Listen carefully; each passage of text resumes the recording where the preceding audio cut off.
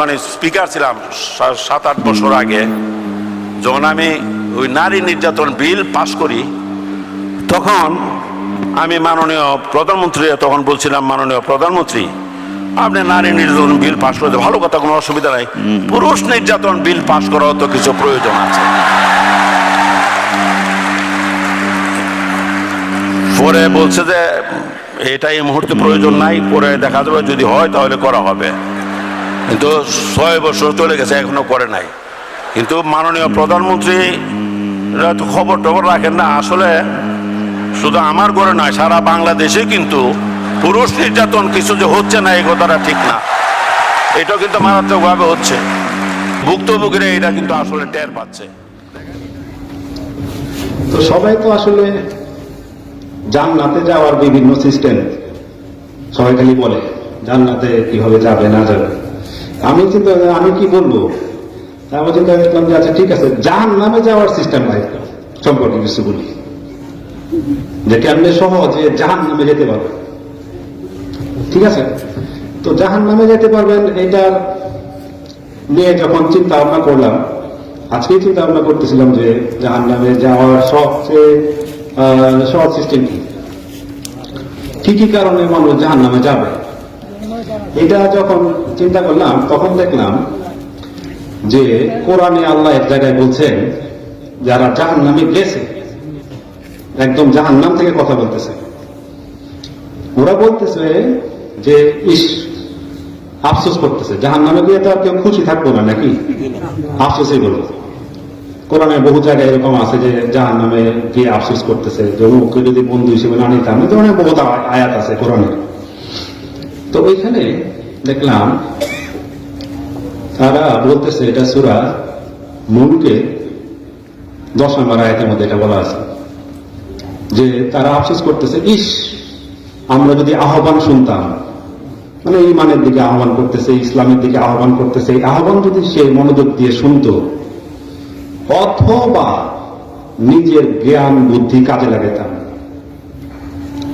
আল্লাহর দেওয়া জ্ঞান বুদ্ধি বিবেক এটা যদি কাজে লাগাতাম, তাহলে আজকে আমি জাহান্নামের মধ্যে আসতাম না। দেখেন শব্দটা কি ইউজ করছে, দেখেন যে মনোযোগ সহকারে কথা শুনতাম, যদি শুনতাম আহ্বান শুনতাম, অথবা নিজের জ্ঞান বুদ্ধি মানে আকল, কোরআনের মধ্যে আকল বলা আছে। আকল তোমরা বুঝি যে আকল নাই, আকল যদি সে ব্যবহার করতো তাহলে আজকে জাহান্নামের মধ্যে আসতো না। তার মানে এইখানে থেকে স্পষ্ট হইতেছে যে সে আহ্বান শুনে নাই, তাকে আহ্বান করা হয়েছিল, আহ্বানটা সে শুনে নাই, আর দ্বিতীয়ত সে নিজের জ্ঞান বুদ্ধি কাজে লাগায় নাই। সব মাঝখানে যে শব্দটা ব্যবহার করা হয়েছে, এখানে বলা হয়েছে অথবা, অথবা দিয়ে দুইটার যে কোনো একটা বোঝায়, বুঝতে পারতেছেন? যেমন ডান হাত অথবা বাম হাত, তার মানে কি দুইটা হাতে বুঝাইতেছে, যে কোনো একটা হাত বুঝাইতেছে, ডান হাত অথবা বাম হাত, তার মানে দুই হাতের যে কোনো একটা। এখানে এই অথবা শব্দটা আছে। যদি আহ্বান শুনতাম, শুনলেও তো সে জাহান্নামে যাইতে হইতো না, অথবা কারো আহ্বান দেওয়ার দরকার নাই, কারো কাছ থেকে ঈমান ইসলামের দাওয়াত সে পায় নাই কখনো। যদি সে তার নিজের জ্ঞান বুদ্ধি আকল ব্যবহার করত, তাহলে আজকে সে জাহান্নামের মধ্যে আসতো না। বুঝতে পারছেন ব্যাপারটা? তাহলে জ্ঞান বুদ্ধি আল্লাহ যে দিয়েছে এটা ব্যবহার করতে হবে। কোনটা সঠিক না এই জ্ঞান সবাইকে আল্লাহ দিয়ে দিয়েছে। যেমন কোরআনের মধ্যে আল্লাহ বলছেন, আউযুবিল্লাহি মিনাশ শাইতানির রাজিম, বিসমিল্লাহির রহমানির রহিম, ফাআলহামাহা ফুজুরাহা ওয়া তাকওয়াহা। আল্লাহকে সৃষ্টি করা, আল্লাহ মানুষকে সৃষ্টি করার পরে, অবয়ব দেওয়ার পরে তাকে তাকওয়ার জ্ঞান এবং মানে ভালো এবং মন্দ পার্থক্য করার জ্ঞান তাকে দিয়ে দিয়েছে। এই জ্ঞান যদি আমরা কাজে না লাগাই, তাহলে আমরা আমাদের এই আকল ব্যবহার করলাম না। আর আকল যে ব্যবহার করবে না, সে এই আয়াত অনুযায়ী বুঝাইতেছে যে জাহান্নামে যাইতে হবে। কোন আহ্বান যদি সে নাও পায়, শুধু যদি কেউ আকলও ব্যবহার করে, তাহলে সে জাহান্নাম থেকে মুক্তি পেয়ে যাবে, জান্নাতে চলে যাবে। তার মানে প্রথম যে সমস্যাটা, জাহান্নামে যারা যাবে, এদের প্রথম সমস্যা হলো এরা আল্লাহর দেওয়া বিবেক বুদ্ধি কাজে লাগাবে না, অন্ধ মানুষের মতো, অন্ধ বুদ্ধি বোবার মতো আর কি। সব কথা আছে না আয়াতের মধ্যে, কোরআনের মধ্যে, ওই ধরনের চোখ আছে দেখে না, কান আছে ঠিক শুনে না, বা অন্তর আছে উপলব্ধি করে না, এই ধরনের লোকেরাই জাহান্নামে যাবে। এখন আমরা জাহান্নাম থেকে যদি না যেতে চাই তাহলে কোথায় যেতে চাই? জান্নাতে যেতে চাই। জান্নাতে যেতে চাইলে আরো সিস্টেম আল্লাহ এটা বলে দিছে, এমন একটা সিস্টেম আল্লাহ বলে দিছেন যার মাধ্যমে আল্লাহ নিজে বলছেন জান্নাতে নিয়ে যাবেন, নিজে হেদায়েত দিবেন। সেটা কি? সেটাও আপনার দেখা যায় সূরা জুমারের 18 নম্বর আয়াতে আছে। আমি আরবিগুলো আমার মুখস্থ না, আর যদি পুরা সময় একটু আস্তে বানান করে করতে হয়, এর চাইতে আপনারা দেখে নেন, আমি খালি আয়াতের নাম্বারটা বলে দিতেছি। সূরা জুমারের 18 নম্বর আয়াতে বলা হইতেছে, যারা মনোযোগ সহকারে কথা শুনে তারপরে যা উত্তম সেটা গ্রহণ করে তাদেরকে আল্লাহ সৎ পথে পরিচালিত করে, আর তারাই হলো বুদ্ধিমান। তাহলে কয়টা জিনিস এনে? যারা মনোযোগ সহকারে কথা শুনে। এখন আমাদের সমস্যা হইল আমরা ম্যাক্সিমাম মানুষ মনোযোগ দিয়ে কথা শুনি না। মনোযোগ দিয়ে কেউ কথা শুনতেছে কি শুনতেছে না এটা কিন্তু চেহারা দেখলেও বোঝা যায়। কোরআনে অন্য জায়গায় তো এরকম আছে, আল্লাহ বলতেছেন এরকম যে তুমি দেখবা সেই তোমার দিকে তাকায় আছে, কিন্তু আসলে সে কিছু শুনতেছে না।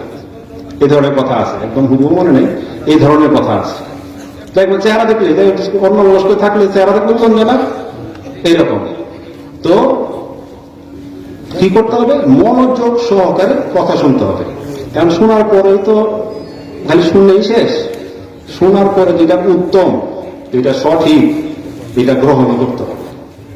যাদের মধ্যে এই দুইটা গুণ থাকবে, মাত্র দুইটা গুণ, মনোযোগ সহকারে কথা শুনবে, দ্বিতীয় হইল যেটা উত্তম সেটা গ্রহণ করবে, তাদেরকে আল্লাহ বলতেছেন আমি তাদেরকে হেদায়েতের পথে পরিচালিত করব। তাতে আল্লাহ তাদেরকে হেদায়েত দিবেন, এবং এরাই হচ্ছে বুদ্ধিমান। এই ব্যাপারে প্রথমে কি বললাম যে বুদ্ধিমান যদি আমরা না হইতে পারি, ওই যে আকল যারা ব্যবহার করে না এরা কি বুদ্ধিমান? এরা বুদ্ধিমান না। এখন বুদ্ধিমানের সংজ্ঞাটাও আল্লাহ এখানে বলে দিতেছে। কোথায় আছে? সূরা জুমার 18 নম্বর আয়াত। ঠিক আছে? এখন চারদিকে বলার মতো মানুষের তো অভাব নেই, দাওয়াত দেওয়ার মতো মানুষের অভাব নেই। বিভিন্ন দল বিভিন্ন ভাবে দাওয়াত দিতেছে না, না দিতেছে না। এখন মনে করেন দাওয়াত শুনলাম, এখন কি করবো? এই সংক্রান্ত আল্লাহ আবার দিয়ে দিয়েছেন, যখনই কোনো ইনফরমেশন আসে, কোনো তথ্য নিয়ে কেউ যদি কিছু বলে, যদিও হুজরাতের মধ্যে ঘটনার প্রেক্ষাপটটা একটু ভিন্ন, কিন্তু কোন তথ্য যখন আপনার কাছে আসে তখন আপনার কি দায়িত্ব, এই বিষয়ে আল্লাহ কি বলছে। কেউ একজন আপনাকে বললো কোন একটা দাওয়াত দিল কোন একটা বিষয়, তখন আপনার দায়িত্বটা কি, এইটা বিষয়ে আল্লাহ কি বলছেন? আল্লাহ বলছেন যে আগে যাচাই বাছাই করো, যাচাই বাছাই করো ঘটনা সত্য কিনা, সঠিক কিনা, তথ্য নির্ভর কিনা, কোন জায়গা থেকে তথ্য দিতেছে, তথ্যগুলা সঠিক কিনা। কোরআন এবং হাদিস তো আমাদের সামনে যেভাবে আছে, রাসূল সাল্লাল্লাহু আলাইহি ওয়াসাল্লাম এবং সাহাবীদের সামনে একই সাথে এতগুলা সব ছিল না। আমাদের সামনে ফুল কোরআন আছে, এখন সূরা ফাতিহা থেকে লাস্ট পর্যন্ত সম্পূর্ণ কোরআন আছে। রাসূল সাল্লাল্লাহু আলাইহি ওয়াসাল্লামের কাছে কি সবগুলো একবার ছিল? মক্কায় 13 বছর যখন উনি মক্কায় ছিলেন তখন কোন কোন সূরাগুলো নাযিল হয়েছিল? মাদিনার সূরাগুলো তো নাযিল হয়েছিল? হয় নাই। তার মানে ফুল সম্পূর্ণ কোরআন 13 বছর যাওয়ার পরেও কিন্তু ওনার সামনে ছিল, কিন্তু বাকিগুলা মদিনার সূরাগুলো যেহেতু নাযিল হয় নাই, ওনার সামনে ছিল না এটা। আবার এটাও তো উনি তো জানেন না পরবর্তীতে কি আয়াত নাযিল হবে কি হবে না, এটা কি জানতো? এটাও জানতো না। কিন্তু আমরা সামনে এসেছি, আমরা সামনে ফুল কোরআন আছে, মক্কা মদিনা সব একেবারে প্রথম থেকে শেষ পর্যন্ত সম্পূর্ণ কোরআন আছে। হাদিসও মক্কার তো হাদিস খুব বেশি দেখতে পাওয়া যায় না, কিন্তু মদিনার সময়ের বেশিরভাগ হাদিস আছে। এটা নিয়েও একটু রিসার্চ আমি করছিলাম যে কোন হাদিসগুলা রাসূল সাল্লাল্লাহু আলাইহি ওয়াসাল্লাম মক্কায় বলছেন এবং কোন হাদিসগুলা রাসূল সাল্লাল্লাহু আলাইহি ওয়াসাল্লাম মদিনায় বলছেন। এটা নিয়ে আমি একটু রিসার্চ করে দেখার পরে দেখলাম যে প্রায় 90%-এর উপরে 90%-এর উপরে সব হাদিসগুলো হচ্ছে মদিনায় বর্ণিত হাদিস। তো মদিনায় তো 10 বছর রাসূল সাল্লাল্লাহু আলাইহি ওয়াসাল্লাম ছিলেন, মক্কায় ছিলেন 13 বছরের মতো। তো এই 13 বছরের সময়ে রাসূল সাল্লাল্লাহু আলাইহি সাল্লামের হাদিস কম পাওয়া যায়, কিন্তু মদিনার 10 বছরের যে সময়, এই সংক্রান্ত হাদিসই বর্তমানে আমাদের সামনে বেশি উপস্থিত আছে। প্রায় না যত হাদিস আছে, আমি তো এক্স্যাক্টলি পার্সেন্টেজ হিসেবে গণনা বলতে পারবো না, তবে ম্যাক্সিমাম হলো মানে 90% উপরে হাদিসগুলো মদিনার বর্ণিত। রাসূল সাল্লাল্লাহু আলাইহি ওয়াসাল্লাম ওই সময় সব কথাবার্তা বলছেন, এইগুলোই পরে হাদিসের মধ্যে রেকর্ড হিসেবে আছে, যে বুখারী, মুসলিম, তিরমিজি এগুলোর মধ্যে আছে। তো এখন আমাদের আমি প্রথমে কি বলছি যে আমি বলবো যে জাহান্নামে যাওয়ার সিস্টেমটা কি। তো ওইটা হলো, আপনি খালি করবেন কি, যা শুনলেন তাই খালি করবেন, যা আপনার কাছে যেটা কইব সেই মাইকে আর আরেকজনের কাছে কয়ে দিবেন, বাস, আপনার আর কিছু করণ লাগবে না। আর কথায় কথায় খালি কইবেন আল্লাহ কইছে, ঠিক আছে, আল্লাহ কইছে, হাদিসে আছে, ঠিক আছে, এইভাবে খালি কইবেন। কারণ আমাদের ম্যাক্সিমাম মানুষ আল্লাহ কইছে কয়ে কোরআনতে কয় না, কয় নিজের কথা। হাদিসে আছে কয়ে হাদিসতে কয় না, কয় নিজের কথা। এটা আমার বাস্তব অভিজ্ঞতা থেকে, আলাপ করলেই দেখবেন যে কথায় কথায় আল্লাহ তো কইছে, এটা দুধের মধ্যে গরু দিয়ে খাওয়ান লাগলো, এইরকম কথাও কইলে আল্লাহ কইছে। এইরকম যদি কেউ বলে তাইলে কি সমস্যা? তার মানে সেটা যেটা কোরআনে নাই, সেটা যদি কেউ বলে কোরআনে আছে, তাহলে এর অবস্থা কিরকম হবে বলে মনে হয়? জাহান্নাম থেকে বাঁচানো মুশকিল হয়ে যাবে, কারণ সে কোরআন বিকৃত করে। খালি আল্লাহ কইছে কইয়া কতটুকু 2-4টা কথা কইলে বেশি লাগবে না, কোরআন বিকৃত করে। এরপর আরেকটা কি, রাসূল সাল্লাল্লাহু আলাইহি ওয়াসাল্লাম বলছেন, একটা হাদিস তো আপনারা মোটামুটি সবাই জানেন, যে যদি কেউ, রাসূল সাল্লাল্লাহু আলাইহি ওয়াসাল্লাম বলছেন, যদি কেউ আমার নামে মিথ্যা কথা বললো, তার জন্য তার বাড়ি জাহান্নামে বানায় নিল। কত ডেঞ্জারাস কথা। অনেক যদি নামাজ পড়ে 5 ওয়াক্ত, তাহলে কি হাদিসের উপর প্রযোজ্য হবে না? কথা বুঝতেছেন নাকি? 5 ওয়াক্ত নামাজ পড়ে কিন্তু হাদিস বানায় কয়, এর বাড়ি কইব জাহান্নামে। এ যদি হজ করে প্রতি বছর কই দেব? জাহান্নামে দেব। এ যদি জাকাত দিয়ে আরো ডেইলি মনে করেন দান খয়রাত করেন প্রচুর, কিন্তু এই হাদিস একটা বানায় কইছে, কই দেব? জাহান্নাম।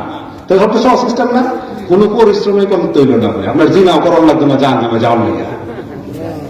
জিনা করা এর চাইতে আরো ভালো, ঠিক আছে? এই হাদিস বানায় বলার চাইতে ভালো, বা কোরআনের মধ্যে আছে বইলা বলার চাইতে জিনা করে লাগে অনেক ভালো। কারণ কোরআনের একটা কথা বিকৃত করলেন বা হাদিস একটা বিকৃত করলেন, তার মানে আপনি আসলে দ্বীনকে পরিবর্তন করে ফেলছেন। আল্লাহর যে দ্বীন আপনি পরিবর্তন করে ফেলছেন। আর যে দ্বীন পরিবর্তন করবে তারকে আল্লাহ খুব ভালোবাসবো,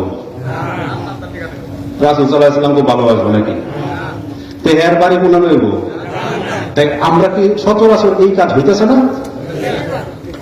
কথায় কথায় অতএব জাহান্নাম থেকে বাঁচতে চাইলে আমল জামল যেরকমই করেন, এইটা আগে বন্ধ করেন, যে আল্লাহ কইছে, হাদিসে আছে, না দেখে একটা কথাও কইবেন না, সবচেয়ে বেস্ট।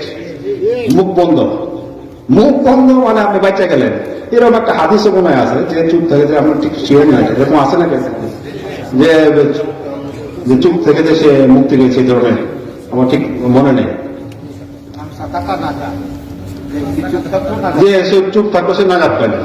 অতএব কোরআন হাদিস সম্পর্কে বলতে গেলে একদম সাবধান, দেখে কোন, একদম শিওর হয়ে কোন, থাকলে কোন, আর না থাকলে না জানলে একেবারে চুপ। যদি এতটুকু হয় তাহলে কিন্তু আপনি মোটামুটি বাচ্চা গেলেন। তারপরে হলো যে রাসূল সাল্লাল্লাহু আলাইহি ওয়াসাল্লাম বলছেন যে মিথ্যাবাদী হওয়ার জন্য এতটুকুই যথেষ্ট যে সে যা শুনলো তা বিচার বিবেচনা না করে আরেকজনকে বলে দিল। এখন সে যদি মনে করেন হাদিস বা কোরআন একটা কিছু বলে ফেললো, আপনার তো প্রথমেই দায়িত্ব সূরা হুজুরাত থেকে আমরা দেখতেছি যে আপনাকে যাচাই বাছাই করতে হবে কথা সঠিক কিনা। তারপরেও সঠিক যদি আপনি চেক না করে যদি বলে ফেলেন, তাহলে আপনি মিথ্যাবাদী। আর সে যদি এরকম মিথ্যা কথা বলে থাকে, তাহলে তো আপনি মিথ্যাবাদী হইলেনই। আর যদি সে আপনি শুধু যাচাই বাছাই করেন না দেখেও আপনি মিথ্যাবাদী, এবং এটা যদি ভুল হয়ে থাকে তা রাসূল সাল্লাল্লাহু আলাইহি ওয়াসাল্লামের নামেও মিথ্যাবাদী হয়ে যেতেছেন। তখন অতএব যে কোনো কথা আগে যাচাই বাছাই কইরা শিওর হইলে তারপরে বলবেন, আর নাহলে চুপ। নাহলে এই কথার কারণে কই যাবো জাহান্নামে যেতে হবে। সহজ না সিস্টেম? জাহান্নামে যে আল্লাহ এর চাইতে সহজ সিস্টেম আছে? আমরা যদি জাহান্নাম থেকে বাঁচতে চাই, আগে মুখ সাবধান করতে হবে। আর আমরা বাংলাদেশের মধ্যে সমস্যা হইল, মুহের যে কথা কয় কেউ ট্যাক্স দেওয়া লাগে না, কোনো ট্যাক্স নাই। এর লেগে দেখবেন আমরা চায়ের দোকান টায়ের দোকান সবচেয়ে বেশি চলে, কি এর লেগে? সব কথা বলতেছে, ইলেকশন টিলেকশনের তো কোনো কথাই নেই। কিন্তু কোরআন হাদিস বলার সময় এই সাবধানতাটা যে অবলম্বন করবে তার জান্নাতে যাওয়ার সম্ভাবনা বেড়ে যাবে, জাহান্নামে যাওয়ার সম্ভাবনা কমে যাবে। আর যে এই সাবধানতাটা অবলম্বন করবে না, তার দ্বারা জাহান্নামে যাওয়াটা একদম কম্পালসারি। কারণ তার দ্বারাই দিন বিকৃত হবে, যে নামাজ পড়লেও হবে না, তারপরে যে রোজা রাখলেও হবে না, ঠিক আছে, হজ করলেও খুব একটা কাজে দিবে বলে মনে হয় না। কারণ তার দ্বারা দিন পরিবর্তন হয়ে যাচ্ছে, খুব ডেঞ্জারাস। এটা আমার কথা বলতেছে না, রাসূল সাল্লাল্লাহু আলাইহি ওয়াসাল্লাম বলছেন যে আমার নামে মিথ্যা বললো সে তার নিজের বাড়ি জাহান্নামে বানায় নেবে। এখন যদি আপনি একদম 100% শিওর যদি না হন, তাইলে কি করে মানুষ? পরবর্তীতে করে কি? অনুমান করে কথা বলে। অনুমান করে কথা বলে না, আমার মনে হয় এরকম এরকম আছে, বা মনে হয় উনি এরকম বলছিলেন। এই অনুমান নির্ভর কথাবার্তা বলার জন্য কোরআনে কি বলা আছে? এইটাও নিষেধ, অনুমান করে কথা বলা যাবে না। বরঞ্চ সূরা জারিয়াতের 10 নম্বর আয়াতের মধ্যে আছে, আল্লাহ বলতেছেন অনুমানকারীরা ধ্বংস হোক।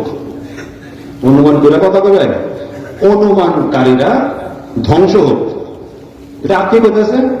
আল্লাহ বলতেছে। এটা তো আল্লাহ তো একটা অভিশাপই দিতেছে। এটা অনুমান করে কথা বললেন আরো বিপদ, ধ্বংসের মধ্যে জানবা লাগে। এটা আল্লাহ অভিশাপ। তো অনুমান করে কোনো কথা বলা যাবে না। তো দেখুন এখন আস্তে আস্তে দেখেন কেমনে কথা কই মাইতেছে। আপনি আসলে ইসলাম নিয়ে কথা কইতে গেলে 14 চিন্তা করার কথা, কিন্তু আমরা বাধ্যতার্থে পাইছি, জন্মসূত্রে পাই গেছি সহজ জিনিস, যেটা মাগনা পাওয়া যায়, এটার কোনো দাম থাকে? নাই, দাম নাই। মাগনা যদি আমি একটা বইও দিই, বইটার দাম 500 টাকা, কিন্তু আমরা যদি মাগনা বই দিই, এই বই আপনি নিয়ে বাহাত হয়ে দিবেন। এর লেগে আমার বই আমরা কেউ মাগনা দিই না, টেহা দেওয়া দিলে না দিলে নাই, বই পড়ার দরকার নেই। বই বইটা কেউ অত সহজে ইমানে নাচে না। তাই এখন কথাবার্তা তাহলে বলার সময় কি করতে হবে? সতর্কতা অবলম্বন করতে হবে। সতর্কতা, এই সতর্কতাটা যে অবলম্বন করবে, তাহলে সমাজের মধ্যে এই কয়েকটা জিনিস যদি খালি অবলম্বন করতো মানুষ, আমাদের সমাজের মধ্যে ইসলাম নিয়ে এত বিভ্রান্ত ছড়াইতে হবে। ইসলাম নিয়ে বিভ্রান্ত ছড়াইছে কারা? যারা নিজেরা মুসলমান বলে, নিজেরা যারা মুসলমান বলে। কারণ এই কয়টা করলাম, মাত্র 2-1টা, যেটা সব শুনলেন, যাচাই বাছাই করেন, আরেকজনের কাছে বলার আগে নিজে দায়িত্ব নেন, আপনি বুঝেন, বুঝা পরে বলেন।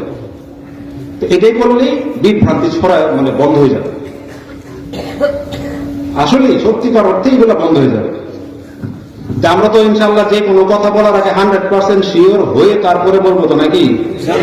এই যে আমি যে বলতেছি, আমার কথাই মনে করেন জালে খালি কই দিলে হইব যে এই যে তুষার বলে গেছে এই কথা, মানুষের কাছে যাই কইবেন এটা কইছে এটা কইছে। আপনার দায়িত্ব হলো আমি যেটা বলছি এটা সঠিক কিনা যাচাই করা, যাচাই করে তারপর বলবেন। তাইলে দেখবেন যে কথা কমে গেছে ইনশাআল্লাহ। আর এই যে দাওয়াত এগুলা দেওয়ার জন্য বা এই ইসলাম সম্পর্কে বলার জন্য আসলে দায়িত্ব কাকে দেওয়া হয়েছিল? আমরা মতো সাধারণ মানুষের তো আলেমুল আমাদের কাছ থেকে জানার কথা, ঠিক না? তো যাদেরকে বেশি সম্মান দেওয়া হয়, এদের দায়িত্ব কিন্তু তত বেশি। যার সম্মান যত বেশি, তার দায়িত্ব তত বেশি। তো আমরা একটা তো এরকম হাদিস আছে যে উলামারা হলো ওয়ারাসাতুল আম্বিয়া, এরকম একটা হাদিস আছে নাকি? আমি এত কিছু বলতে পারবো না, এটার মান টান এত কিছু বলতে পারবো না, ঠিক আছে, তবে আছে এটা আমি জানি। এখন ওয়ারিস বলা হয়েছে, ওয়ারিস যদি বলা হয়, ওয়ারিসই তো বলেছে না, ওয়ারিস উত্তরাধিকারী। তো ওইখানে আবার আরেক আছে যে আমি নবী রাসূলরা তো আসলে সম্পত্তি রেখা যায় না, ওনারা রেখে যায় জ্ঞান, ইলম, আল্লাহ তরফ থেকে যেটা আসছে, বা রাসূল সাল্লাল্লাহু আলাইহি ওয়াসাল্লাম যেগুলা নবী রাসূলরা যেগুলা শিখাই রেখেছে, এইগুলা ধারক বাহক হইল আলেম উলামা। এক হয়েছে একক বচন হয়েছে আলেম আর বহু বচন হয়েছে উলামা। তো উলামা সম্পর্কে যখন আমি কোরআনে পড়ি তখন একটা আয়াতেই পাইছি কোরআনের মধ্যে, ঠিক আছে, যেটার মধ্যে উলামাদের সম্পর্কে কোরআনে বলছে। সেটা হলো কি, আপনারা আরবিটা বলতে পারেন, বাংলাটা বলতেছি, নিশ্চয়ই উলামারা আল্লাহকে সবচেয়ে বেশি ভয় করে। বুঝতে পারছেন? আল্লাহর বান্দাদের মধ্যে উলামারা আল্লাহকে সবচেয়ে বেশি ভয় করে। সবচেয়ে বেশি ভয় যখন করবে তখন তাদের কাজ কর্ম কেমন হবে? যে যত বেশি ভয় পাইব তার কাজ আমল কেমন হবে? তত বেশি ভালো হবে। আমরা তো আর নিজের উলামা কই না বা আলেম কই না, কারণ আমরা ওই ডিগ্রি টিগ্রিও নাই, ঠিক আছে। কিন্তু এই ভয় পাওয়ার বিষয়টা, আল্লাহকে ভয় পাওয়ার সাথে একটা রিলেশন হলো উলামা। এভাবে আর যেহেতু কোরআনের মধ্যে আছে একটা রিলেশন আছে। আপনি এই যে জ্ঞান অর্জন করলেন, এই জ্ঞান অর্জনের মাধ্যমে যদি আল্লাহর প্রতি আপনার ভয়ই না জন্মায়, তাহলে এই জ্ঞান দিয়ে কি হবে? এই জন্যই জ্ঞান অর্জনের মাধ্যমে যেটা আলেম উলামাদের মধ্যে সবচেয়ে প্রথম যেটা আসার কথা, সেটা হলো আল্লাহর প্রতি সবচেয়ে বেশি ভয়। সবচেয়ে বেশি সে আল্লাহকে ভয় পাবে, এবং এই ভয় পেয়ে ওনারা এক একটা কথা বলার সময় সাবধানতা অবলম্বন করবেন। আমরা যেমন বাজার বাজার উল্টা পাল্টা কথা বলবেন না, আমরা তো জানি কম কয়ে বলার সম্ভাবনা বেশি, কিন্তু ওলামারা যেহেতু জানেন বেশি, ওনারা বলার সময় 100 গুণ বেশি সাবধানতা অবলম্বন করতে হবে, নাকি? কারণ ওনাদের কাছ থেকে তো আমরা শিখতেছি একদম 100%। আবার দায়িত্ব আছে, কারণ আমরা দেখছি বনি ইসরায়েলদের মধ্যে কি করছে, ইহুদি নাসারাদের যে বড় বড় আলেম আছেন, ওনারা কি করছে, ওনারা দেখা গেছে যে কিতাবের কিছু আয়াত বলছে, কিছু আয়াত গোপন করে ফেলছে। এরকম করলে উপায় আছে? এটাও করা যাবে না। কিতাবে যা আছে তা স্পষ্ট করে বলতে হবে। কেউ মানবে কেউ মানবে না, এটাই স্বাভাবিক। রাসূল সাল্লাল্লাহু আলাইহি ওয়াসাল্লাম মানে না, আগে যারা মুসা আলাইহিস সালাম, ঈসা আলাইহিস সালাম, কোন নবী রাসূলের এরকম ছিল না যে তার কথা সবাই মেনে নিছে, মানে নাই। কিন্তু তারা যেটা আছে কোরআনের মধ্যে, কিতাবে যা ছিল তা স্পষ্টভাবে ওনারা বর্ণনা করে গেছেন। ওনারা যেহেতু আল্লাহকে সবচেয়ে বেশি ভয় পান, এই জন্য ওনারা কোনো কিছু গোপন করতেন না। আর যদি গোপন করে তখন কি বলবো আমরা? মনে করেন একজন এরকম নাম আছে, এরকম সার্টিফিকেট আছে, কিন্তু কোরআনে কি আছে সেটা গোপন করে চলতেছে, তাইলে কি আল্লাহকে ভয় পাইল? সবচেয়ে বেশি ভয় পেল আল্লাহকে। তখন তাকে বললাম বলা যাবে কিনা আমি আল্লাহ জানি, আমি ঠিক জান বলতে পারবো না এটা। যাই হোক, ওনাদের কাছ থেকে যেহেতু আমরা সাধারণ মানুষ বেশি শিখি, অতএব ওনাদের কাছ থেকেই ওনাদের এই দায়িত্বটা হচ্ছে বেশি পড়ে। আর এত সম্মান যেহেতু দিয়েছে, ওয়ারিশ, আপনাকে আমাকে কিন্তু ওয়ারিশ বলা হয় না, যারা এখানে আলেম না আর কি মাথার কথা বলতেছে, আমাদেরকে কি ওয়ারিশ বলা হয় না। ওয়ারিশ বলা হয়েছে যে জ্ঞানীদেরকে, আলেমদেরকে বলা হয়েছে। তো ওনাদের যেহেতু সম্মান বেশি, দায়িত্ব সবচেয়ে বেশি, এমনকি কিতাবে যা আছে তা স্পষ্টভাবে বলা, কোনো কিছু গোপন করা যাবে না। এই কোরআন করলে এরকম আয়াত বহুত আছে, পাবেন, বহুত আছে, এগুলো পাওয়া যাবে। আবার কয়েকটা হাদিসও আসার সময় দু একটা হাদিস দেখে আসলাম আমি। যদি আমি মনে করেন ইসলাম সম্পর্কে কোনো একটা জিনিস জানি, দিন সম্পর্কে আমি একটা জিনিস জানি, আর সেটা যদি আমি গোপন করি, তাহলে হাদিসের মধ্যে রাসূল সাল্লাল্লাহু আলাইহি ওয়াসাল্লাম কি বলছে, এদের কি শাস্তি হবে? রাসূল সাল্লাল্লাহু আলাইহি ওয়াসাল্লাম বলছে, যারা দিন সম্পর্কে জানে, তাকে প্রশ্ন করা হলো কোন একটা বিষয়ে এবং সে এটা সম্পর্কে জানে, সে যদি এটা গোপন করে, তাহলে রাসূল সাল্লাল্লাহু আলাইহি ওয়াসাল্লাম বলছে তাকে কিয়ামতের দিন আগুনের লাগাম পরানো হবে। আল্লাহ আমাদেরকে হেফাজত করুন। তার মানে আপনি জ্ঞান অর্জন করলেন, এটার মধ্যেও ঝামেলা আছে। জানার পরে যদি গোপন রাখি আমরা, তাহলে আগুনের লাগাম পরানো হবে। রাসূল সাল্লাল্লাহু আলাইহি ওয়াসাল্লাম হাদিস, এটা দেখছি রিয়াদুস সালিহিনের মধ্যে আছে আর কি, আবু দাউদ তিরমিজির মধ্যে, দুইটার মধ্যেই আছে। তো জ্ঞান অর্জন করার জন্য সম্মানও আছে, আবার সমস্যাও আছে, কারণ আপনার উপর অনেক কিছু নির্ভর করতেছে। আচ্ছা, আরো আছে, আরো এরকম হাদিস আরো পাওয়া যাবে। যেমন এক লোককে এরকম দুজকের মধ্যে ফালাই দিয়েছে, এটাও একটা হাদিস। একটু হুবহু তো বলতে হবে না, ঘটনাটা বলি। দুজকে ফালাই দিয়েছে, তার নারী বুড়ি বাইরে এসে পড়ছে, এরকম হাদিস তো শুনছেন মনে এখন। তো নারী বুড়ি তার পিছনে পিছনে সে হাঁটতেছে, আর নারী বুড়ি হলো মানে লেসরায় আইতেছে। তখন অন্য মানুষ জিজ্ঞেস, হ্যাঁ রে তোমার এই অবস্থা কেন? তুমি না আমরা সৎ কাজের আদেশ দিতা এবং অসৎ কাজ থেকে নিষেধ করতাম। তো সৎ কাজের আদেশ অসৎ কাজ থেকে নিষেধ নর্মালি কারা করে? সাধারণত কারা করে? আলেমুল্লাহ মনে করে না বেশি? তো এখন বলতেছে যারা সৎ কাজের আদেশ দিত এবং তাকেই বলতেছে তোমার এই অবস্থা নারী বুড়ি বাইরে রয়েছে দুজনের মধ্যে আটতেছে এরকম, তো তুমি এই অবস্থা কেন? তখন সে বলতেছে আমি তো সৎ কাজের আদেশ দিতাম ঠিকই, কিন্তু আমি নিজেই করতাম না। আবার আমি অসৎ কাজের জন্য নিষেধ করতাম ঠিকই, কিন্তু নিজেই আমি অসৎ কাজ করতাম। তো এদের মানে এরকম অবস্থায় অনেকে দুনিয়াতেই শাস্তি পাওয়া যায়, আর যদি দুনিয়ায় ধরা না পড়ে তাহলে এটা আখেরাতে এদেরকে আমরা পাবো। এই ধরনের আলেমকে আমরা দেখতে হবে। তা আল্লাহ আমাদের সবাইকে এই অবস্থা থেকে হেফাজত করুন। কারণ যাদেরকে সম্মান দেওয়া হয় ওদের রেসপন্সিবিলিটি দায়িত্বও বেশি। আর যদি সকল ওলামা যাদেরকে আমরা আলেম বলতেছি, যাদের মুখাপেক্ষী হয়ে যেতেছে আমরা, তাদের কাছ থেকে আমরা দিন শিখার চেষ্টা করতেছি, এরা যদি সবাই এরকম হতো তাহলে কি আজকে এই 14-15 হাজার হাজার দলে বিভক্ত হইল না? এটা আমার সেন্স থেকে বলতেছি, হইতো না। হইলেও মীমাংসা হয়ে যেত, কিন্তু মীমাংসা তো হয় না।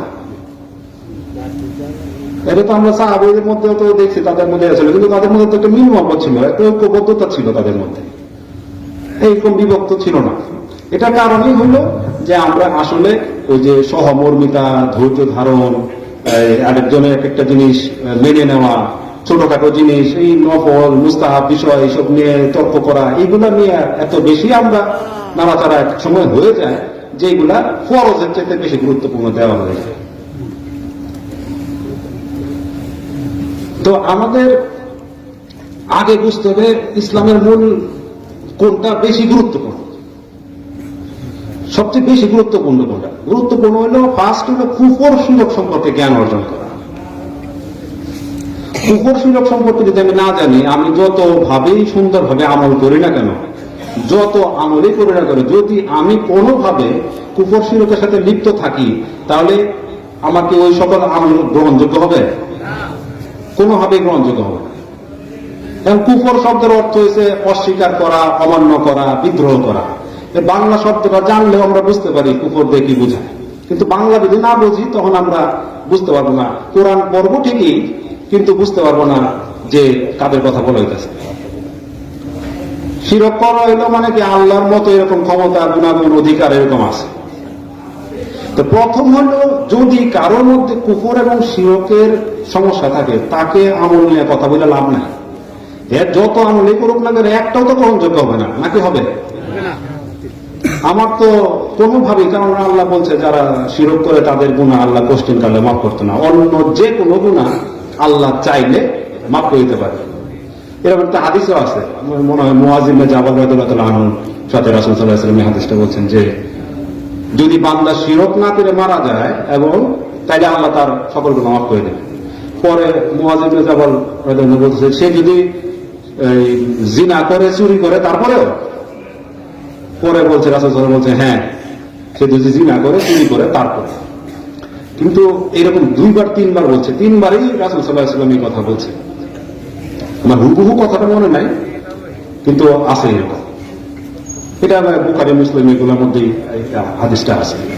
তাইলে আগে যে আবু যর রাদিয়াল্লাহু আনহু, সরি আমার মনে হইতেছিল না, আবু যর রাদিয়াল্লাহু আনহু এই রাসূল সাল্লাল্লাহু আলাইহি ওয়াসাল্লাম এইভাবে বলছে যে তোমার নাক কি যেন খবর মনে নাই, হ্যাঁ, ধুলাই মলিত হবে, ধুলাই দূষিত হোক, তুমি তোমার যদি পছন্দ নাও হয় তাও যারা কুফর শিরক অবস্থায় মারা যাবে না, শিরক না করে মারা যাবে, তাদেরকে আল্লাহ এই জিনা করলেও চুরি করলেও সে জান্নাতে যাবে।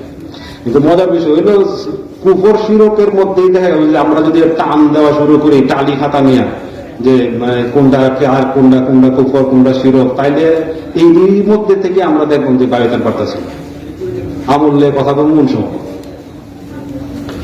তো আগে আমাদের গুরুত্ব বুঝা, যখন আমরা দেখবো আগে কুফর শিরকে যে লিপ্ত আছে কুফর শিরক নিয়ে কথা বলতে হবে, তারপর বেদাত যেগুলা আছে ওইগুলো নিয়ে আস্তে আস্তে কথা বলতে হবে। কারণ বেদাত চাইলে কি আল্লাহ মাফ করবে না নাকি?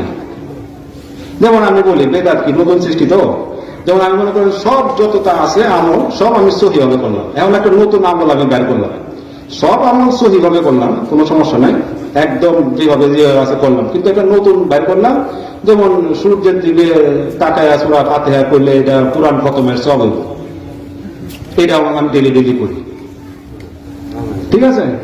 তো এটা তো নতুন উদ্ভাবন।